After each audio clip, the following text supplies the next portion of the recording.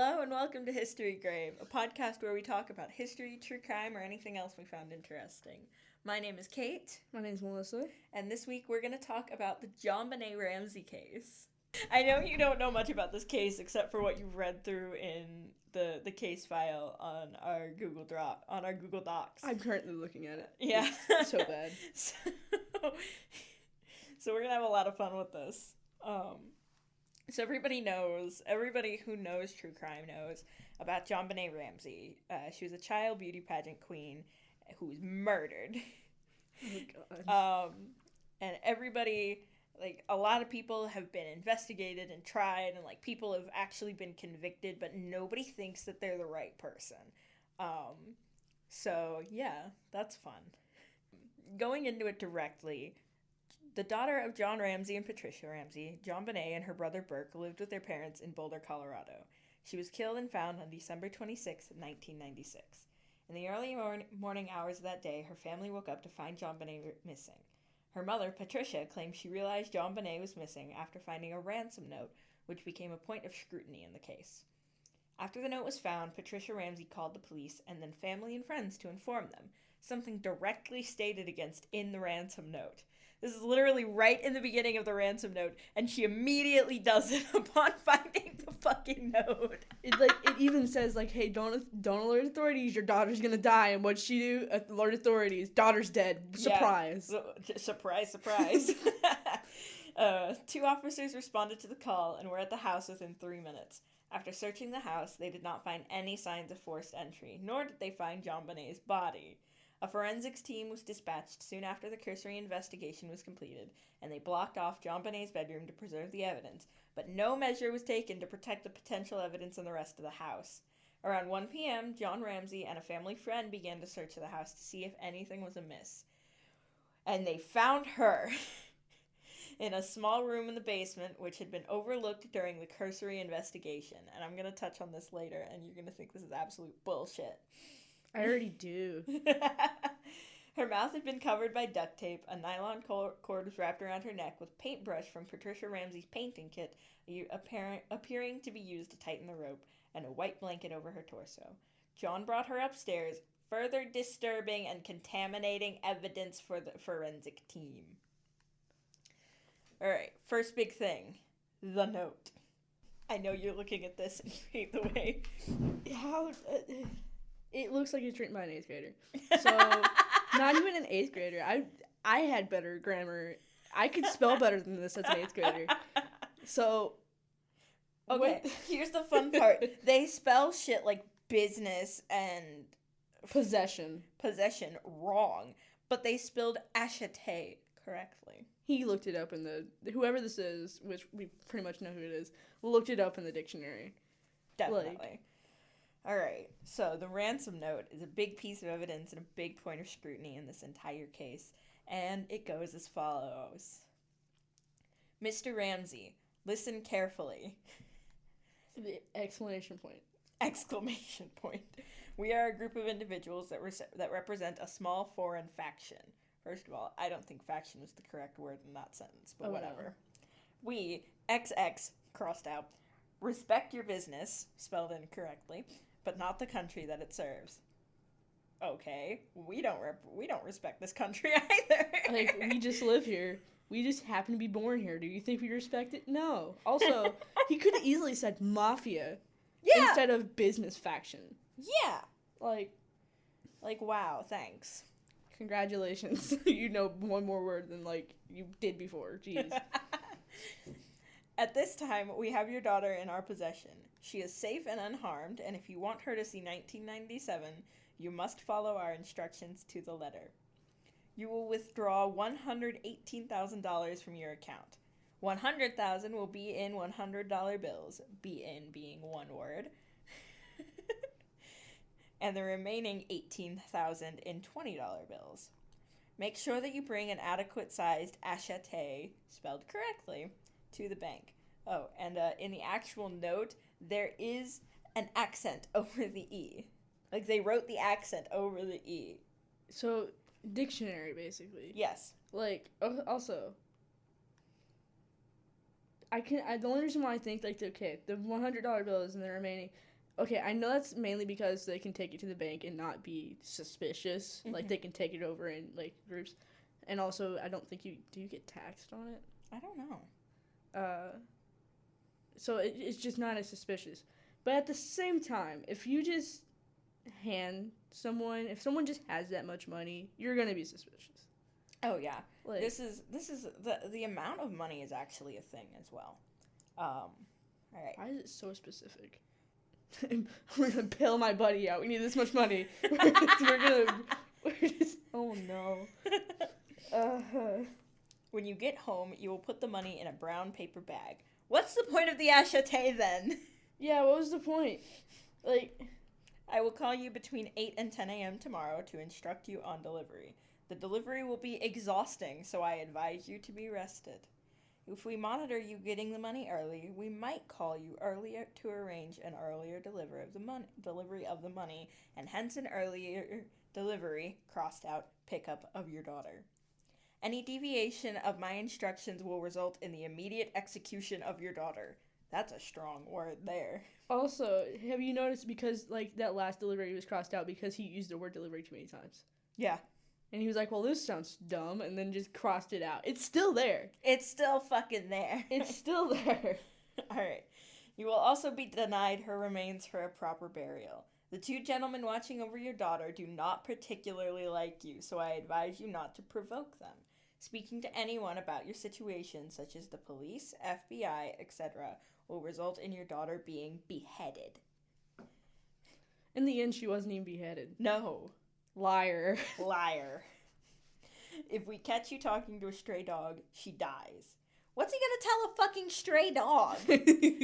My daughter's missing. Oh, Go no. find her. Here's your scent. Like, if you alert bank authorities, she dies.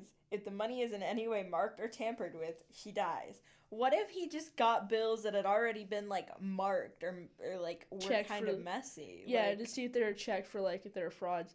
Because that stuff, if you mark it the first time, it eventually disappears. Yeah. Still, like, for some reason, something just tells me this kid does not know how to check for fraud money. Mm-hmm. Like, it's not that hard. I mean, you hold it up to the light. Does it have the line? It's real. Or you rub on their jacket. It's got, like, some like people ridges. Some people have gotten past that. Damn. Yeah. But most of them are just check it up to the light. Does it have the line? And there's also in the bigger dollar bills, like 100. I actually don't remember where it starts at. But there's a hologram Yeah. in it, so it's really easy to see. But if you're not looking for it, you're not gonna know. Oh, yeah. All right. You will be scanned for electronic devices, and if any are found, she dies. You can try to deceive us, but be warned that we are familiar with law enforcement countermeasures and tactics. You stand a 99% chance of killing your daughter if you try to outsmart us. Follow our instructions, and you stand a 100% chance of getting her back. That's not how statistics work. It is not. I didn't take stats, but that's not how statistics work. I nearly failed math multiple times, and I know that that's not how the statistics work at all. Percentages were always a hard thing for me. Even I know this is wrong. Yeah, I was bad at. I was great at fucking fractions, but make me do it in a percentage? No. No, not possible. Bad. It's just not. I was bad at fractions too, Not so it's bad. not even helpful. Oh my god. But even we know those are wrong. Bad numbers. Incorrect. You and your family are under constant scrutiny, as well as the authorities. Don't try to grow a brain, John. Oh, That is one sentence. that is one sentence. That is. They literally were like, incorrect math, you're stupid. Like, Incorrect math. You're stupid. And You're the bad dumb grammar. You're the dumb one. You're the dumb one. Even though I could have easily put a comma here. Mm-hmm. You are not the only fat cat around, so don't think that killing will be difficult. Don't underestimate us, John. Use that good southern common sense of yours. It is up to you now, John. Victory, SBTC. First of all... It sounds like a kid who's trying to imitate, like, those Italian mobsters Like, he's trying to imitate a gangster, and it's not working. It's not. He's And using also too many words that don't make sense. He doesn't know about. He doesn't understand. Like, use that good Southern common sense of yours. As somebody who grew up in the South, you and I both know. there's no common sense. Common sense? What's that? Oh, God. No. Also, SBTC, what is that? No one knows. Brilliant. All right. So this case would be solved if there was a handwriting match that could be found, but there was never a match. The legitimacy of the note can point to whether or not this case was a murder or a kidnapping gone wrong. The first clue pointing to the note being faked is its length. Most ransom notes are short and to the point, but this one ended up being 2.5 pages long. It also uses a very accurate amount of money, a number extremely close to the amount John had gotten as a Christmas bonus that year. The note was written in the house with paper and pen from inside the house, and the only fingerprints found on the note were Patricia Ramsey's and the authorities who handled it. Both parents and the older brother were interviewed at length. They each gave blood, handwriting, and hair samples to the police for investigation. But in the end, only John and Burke were fully ruled out to having written the note, and Patricia was ruled inconclusive. How? Like, is it her handwriting? Like, Yeah, I looked at some of the handwriting samples online when I was originally writing this paper, because this was originally a research paper that I did. Right. And her handwriting is very similar. This woman is so, like, she's completely distraught. And you walk up to her, you're the one who killed your daughter. What? See, that's the weird part. Nobody really seemed super distraught. Like, in all the things I, like, read, nobody reported any of the family members, like, actually being really distraught. Of course John was, because that's his daughter. Right. But, well, like, the mother should have been. That's her daughter, too. Yeah. John was really the only one who showed much emotion during the investigation and during the case. Patricia really was just kind of, like, stoic and off to the side. And Burke was, like, pretending nothing was going on. Like, he was just kind of there. He was very zoned out. And, like... It could have been the trauma. It could literally... It's a traumatic experience. It's pretty traumatic. But everyone also, deals with it differently. Yeah. But at the same time, everybody thinks... Like, the main suspicion that people have is that her brother, Burke, killed her and her mom helped him cover it up. So that's why a lot of people think that Patricia was being super, super, like, stoic, and Burke was, like, acting like nothing was happening and just off to the side, kind of, because... That poor dad, man. Yeah! That, like, here's the thing, okay.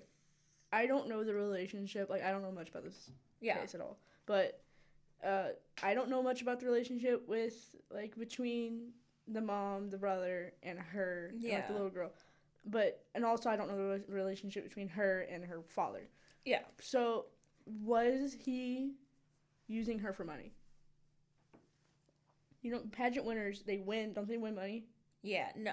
John didn't seem super involved in the pageants. It was mostly Patricia, Patsy. So for all she knew. Yeah. She was probably living vicariously through this poor little girl. Like, yeah, that's how a lot of pageant girls go. If they're forced into pageants, it's their moms living vicariously through them. Honey boo. Exactly. Actually, I was invited to do a lot of pageants. My parents just never actually were like, yeah, let's do this. Because at the time, it would have been something where, like, one of my parents would have signed me up. Like, I couldn't have said I want to do a pageant. Yeah. Because I was, like, 4. I mean... And I had also just started dancing, so I didn't really have a talent. But then again, most of those girls in the talent portion don't have a talent. Well, you know. I do remember, like, because they go after anyone. Yeah. They go after anyone. If you have a slight, like, exotic look to you, you're picked up. I don't know. I think beauty pageant winners, they're taken advantage of. Oh, definitely, fully. yeah. Like, also, we have no idea what this girl went through. Yeah. Like, during that, because... I know this is more of a showbiz thing. It's more of a musical thing, where in order to get higher into the top, you would have to do this, this, and this for these type of people. Shirley Temple, that poor, well, of course, at the time, girl, she's, of course, dead now, but, like, she died of old age. But, when she was younger, she was molested. Yeah. Because she was a young girl and she was in that business and she had to, like, work her way to the top. And that's how she worked her way to the top. Yeah. Like, we have no idea what this other girl went through. Yeah, we have no idea what JonBenet went through. Exactly.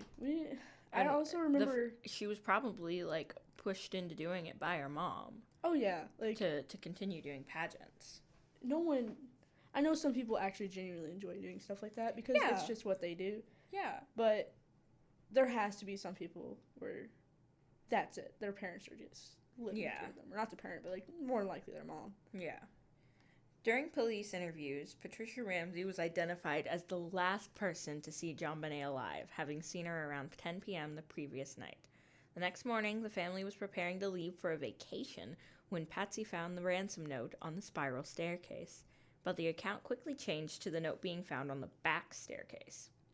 During the second search of the house, a window in the basement appeared to have been broken, leading many to believe that an intruder committed the crime. However, John Ramsay claims to have broken the window a few months earlier. Many officers looked in the room JonBenet's body would be found in, but could not see in or find a light switch. No matter what time you look at it, the house was never sealed off to protect evidence, so there's no telling how much evidence got destroyed. And after the police left the Ramsays the first time, friends came over to help clean the house, effectively destroying potential evidence from the entire residence. And then, around 1 p.m., a detective on the case returned to the Ramsay house and asked John to do a top-to-bottom search of the house to see if anything was amiss. John and Patsy both seemed tense, and Patsy sat motionlessly in a chair with John moving about anxiously. John immediately, like without hesitation, goes to the basement and quickly finds JonBenet in the wine cellar. He ripped the black duct tape they found on her mouth away and attempted to untie her hands before eventually bringing her upstairs. Her body was then moved to the living room and laid on the floor, and that means that any evidence that was on the tape on her mouth, the rope that tied her wrists together, or the body and the blanket that was covering her was tampered with. Huh. Yeah. This case is fucked up. They fucked this royally. Well, here's the thing. Also, you gotta think of... Okay, because this is the father, and he seems to be the only one that genuinely cared for this girl. Mm-hmm. When you're in that type of moment, you're, like, desperate. Yeah. You want to bring them back. You don't know what you're doing when it's going on. Yeah. You just grab anything. You want to hold them close. You want to bring them closer to you. Like, it's just how it is. Yeah. But, like, for him, he brought him up. He brought her back upstairs to basically show, hey, she's dead. He didn't know what else he was doing. Like, I'm pretty sure he was on autopilot. He probably was. But, I mean, I guess I know this because I've looked so deeply into, like, true crime and, like, crime stuff. But, like, the actual thing you're supposed to do is, like, alert the authority that's at your house. You know, hey, I found her body. But given... He was distraught. Given the circumstances of the crime, I think... We should give him the benefit of the doubt. Yeah, he was running on, oh my god, I just found my daughter's body. Yeah, dead. Dead in my basement. Also, I'm starting to piece this crime together. Well, not lie. It's taking me a bit, because there's so much going on. Yeah. But the mom being the one, and, like, I only knew it as the brother who possibly, I didn't know that the mom, Patsy, could have possibly written the note. But, it makes sense. Yeah. In a way. Just with the way the mom's acting and the way that she was the one who found the note, and she was the one who alerted the authorities when it stated it clearly in the note that she wasn't supposed to alert the authorities. Like, yeah. Come on. So, an autopsy was performed on the body by Dr. John Mayer. In the report, her time of death was written as 12/26/96 at 13:23. However, this was the time that her body was discovered. Dr. Mayer said on record that the autopsy does not and has never included an estimated time of death, despite the writings on the file. So the time of death was estimated to be between 10 p.m. and 6 a.m., and closer to midnight than 6. Other information listed were rigor mortis and liver mortis. Despite having a good indication of the time of death, no rectal temperature was taken or recorded. Rigor mortis was reported to be mild in the elbows and shoulders, but more severe in the lower extremities. Liver mortis, or the settling of blood after the heart starts pumping, was a 3 to a 4 non-blanching. So that means it was almost all settled and coagulated, and it was found on her back and the right side of her face, meaning she had been on her back. And because only one instance was found, it was likely that JonBenet was not moved for a substantial amount of time after her death, which asserts that she was killed inside the house. She was found to have multiple injuries on her face and head, including ruptured blood vessels surrounded by hemorrhaged blood, a scrape on her chin, a possible stun gun wound behind her ear and on her back, and markings were found on her neck attributed to the strangulation, as well as an injury to her shoulder and evidence to suggest there may have been a sexual assault committed as well. So, the fun part about the possible stun gun is that also the marks that were determined to be possible stun gun markings were the exact same size and distance apart as the linkings of Burke Ramsey's toy trains. So there are some other speculations that I'm going to get into. So the speculation that Burke did it includes that because they found pineapple in her stomach. Like, they found remnants of pineapples in her stomach, and Patsy does not remember giving her any pineapple the day before. So what a lot of people have speculated is that JonBenet went downstairs in the middle of the night, and her brother was down there having a midnight snack. He was older, so that would have been, like, completely normal, right? And he was having some pineapple, and she, like, stole a piece of his pineapple, or a couple pieces of it, and ate it, and he, like, hit her with something, like a track from his train, really hard, and she fell and hit her head, and then everything else was staged, basically. But the markings on her neck and on her back would have been from Burke poking her with a toy train to see if she was alive. So that's one of the theories. How hard do you have to hit someone? Given that she was 6 years old? She was 6 years old. How old was her brother? Like 11. Going by how strong 11-year-olds are, well, against a 6-year-old, I don't know. Yeah. But, he had to have... So this would have happened in the kitchen. We all know that most kitchens in America have hardwood floors. Most or tile flooring. I know linoleum. This was back in the 90s. Linoleum has been a big deal since, like, the 80s. True. It's a cheap flooring. This was a fucking mansion, though. Like, yeah. Their house was tile. huge. It was probably tile. More than likely. So, tile, and I'm thinking probably marble countertops. Oh, yeah. If it's a mansion, yeah. Yeah. I mean, the spiral staircase is a big enough indication of what this house was like. Yeah. So, Burke gets mad that his sister is stealing his food. We both have siblings, we know. I've never had my brother's very picky. I've never had a problem with him eating my food. I think I've had more problems with my friends eating my food than I have my brother eating my food. I feel very attacked right now. Because you've stolen from me, like, stolen stuff off my plate before? Yeah. But, like, your sibling comes up, steals some of your food. You just beat the shit out of him. And you're sitting there with a toy train or two and, like, some pieces of track or whatever, and you just pick up the track and you fucking beat him on the head. I beamed him. Now he's not getting back up. What happened? I'm 11. I don't understand this. Like, this is so wrong. We should not be laughing at this. The noise. She hits her head like this because there was a scrape on her chin. So maybe she hits her head like this on the on the countertop. Marble countertop. Marble countertop. And then falls and hits her head real hard on the ground. That makes sense. Boom, dead. But the thought of just being just gone. You just killed this girl. You just beamed her, now she's gone. And then he just jabs her a couple times with his toy train. How hard did he have a jab? Like, I don't markings. Know. I don't know. I've never done it. I've never beamed my sibling before and then jabbed them. Like, I don't know. I definitely hit my siblings a lot.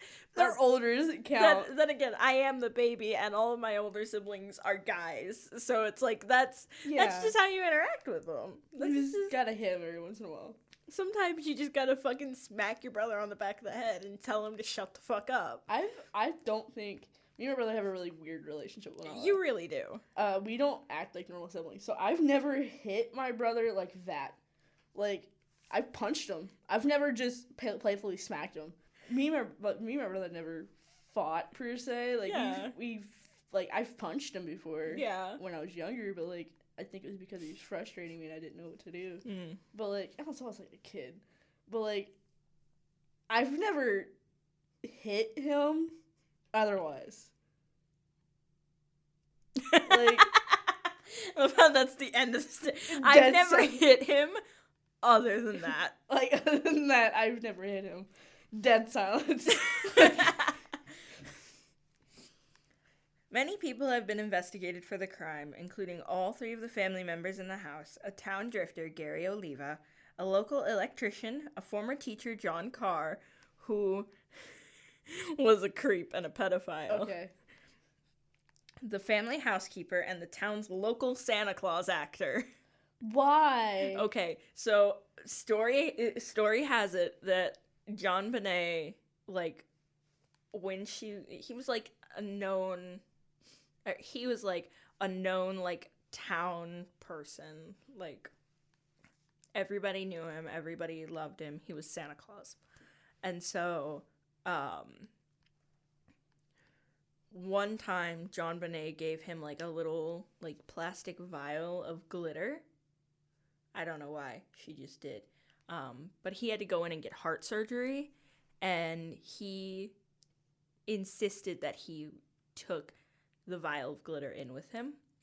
And he told his wife when he dies he wants to be cremated and he wants the glitter mixed in with his ashes. That's creepy. Yeah, that's why he was investigated. All of the suspects, however, have been cleared or exonerated for many reasons. Most suspicions lead to the idea that she was accidentally killed by Patsy or Burke, and the rest of the family helped cover it up. After Patsy's death in 2006, however, the truth will never fully be revealed. Patsy died of cancer in 2006. The thing is, I don't believe the dad had anything to do with it. No. He was too distraught. No, I don't think John did it. That poor man. That poor guy. His daughter was killed, and now they want his Christmas bonus. That's it. Also, what was the point of even having the ransom note if she was already dead? Cover up. Well, yeah, cover up. But why would you even ask for money at that point? No, like, so specific. I would have put... To make it seem more believable. Yeah, at the same time, the words are spelled wrong. Yeah. And so at that point, it's already not believable. Yeah. So, I don't know. Also, the fact that it's written in, you can, like, it's handwritten. You don't write a ransom note handwritten. Are you dumb? No, you do that thing where you cut the letters out of the magazine. You cut the letters out of the magazine, and you paste them, and then you get a 4-page ransom note because you wrote too much. Like, could you imagine trying to piece together that long of a ransom note from magazines? You would run out of magazines. How are you gonna find what's the word that he spelled correct? Attaché. Can you imagine trying to find that in a magazine? You'd find mafia before you found faction. Yeah. Like, especially in the 90s. Yeah, especially in the 90s. You would have found a lot. You wouldn't have found that. No. You wouldn't have. God's no. God, this is terrible. It's just making me tired. So much was messed up, and so much just doesn't make sense. And That's why it's so interesting. That's why people want to know about it. Because, like, everybody wants to know who killed JonBenet Ramsay. They literally know. They have not confirmed it. They've not confirmed it. And Patsy, everybody says that nobody will know now that Patsy's dead. And I'm pretty sure John has passed away as well. But the brother did an interview with Dr. Phil. And this kid was, like, weird. He was weird. He was smiling the whole time. Like, talking about his sister's murder. And he's, like, smiling all creepy and shit. And it's like... Now I definitely think you murdered your sister. What the fuck? I beaned her, because she took my pineapple. She took my pineapple. I will not have this. Bean! So.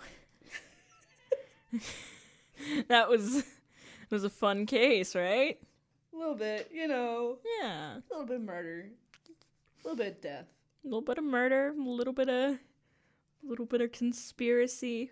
Little bit of bean and pineapple.